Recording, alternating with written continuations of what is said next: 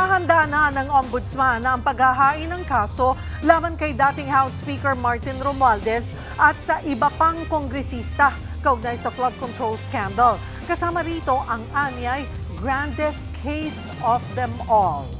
Live mula sa Batasang Pambansa, nasa frontline ng balitang yan, si JC Cosico. JC, ano ang update mula sa Ombudsman? Cheryl, matagal nang iniuugnay itong si former House Speaker Martin Romualdez bilang umano'y mastermind dito sa issue ng budget insertions in relation dito sa flood control scandal. At kanina ay ayon po sa Office of the Ombudsman ay inihahanda na ang kaso laban sa kanya. July noong nakaraang taon ay pumutok ang issue kaugnay sa flood control sa bansa. Ilang opisyal ng DPWH ang natanggal sa pwesto. May mga kaanak ng mga government contractor na nabash online at alegasyon na may mga opisyal na tumatanggap ng milyon-milyong piso bilang kickback. Ang Office of the Ombudsman itinuturong mastermind sa kontrobersya si former House Speaker Martin Romualdez. Ngayong araw, kinumpirma po ni Ombudsman Boying Remulla na inihahanda na ang kaso kaugnay nito. Narito ang kanyang pahayag. Nandiyan na yan. Meron lang kaming dalawa pang kasong inahanda tungkol dyan.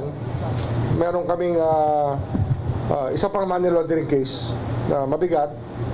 At of course, yung the grandest case of them all, itong pinakamabigat na kaso dyan, the conspiracy to defraud the Treasury.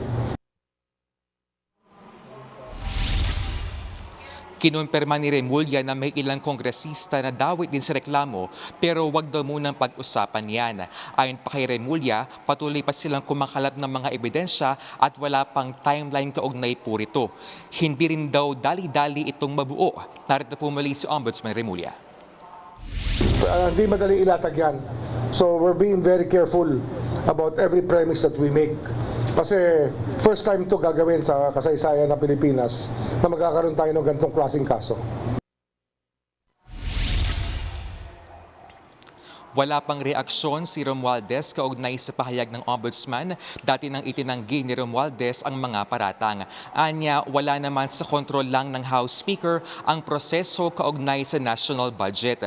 Sinabi rin niyang hindi siya papayag na maging scapegoat o sangkalan. Samantala, pinabulaan na naman po ng ilang kongresista ang paratang ni Senator Amy Marcos kaugnay po sa umano'y charter change o pag-amyenda sa saligang batas sa pamamagitan ng Constituent Assembly o CONAS.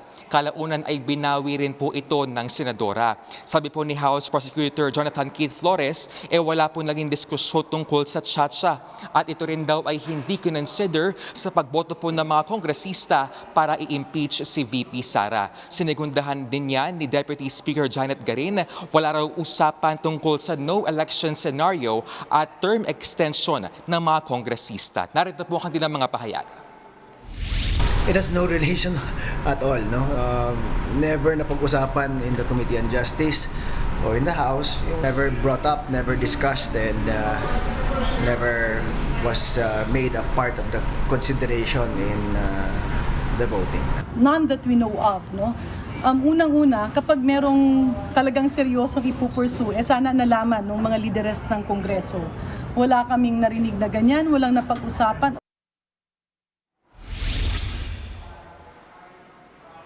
Jiggy, Cheryl, wala pang komento itong si House Speaker Boji D na dawit din dyan sa video presentation ni Senator Marcos. Cheryl. JC, may update ba sa paghahanda sa impeachment trial ni VP Sara?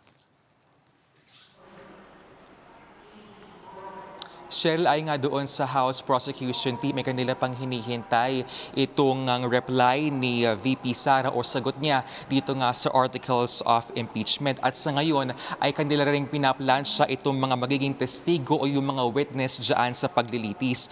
Kabilang nga doon sa mga inaayon nilang maging witness ay yung ilang bank personnel kaugnay po ng report ng Anti-Money Laundering Council o AMLA kaugnay doon sa bilyong pisong halaga ng bank transactions po ng BICE. At ine-evaluate din Cheryl kung magiging witness ang umano'y dating bagman ng BICE na si Ramil Madriaga. Cheryl? Maraming salamat, JC Cosico. Mga kapatid, Cheryl Cosing po. Maging maalam at may pakialam sa mga napapanahong issue at headlines. Mag-follow at mag-subscribe na sa social media pages ng News 5.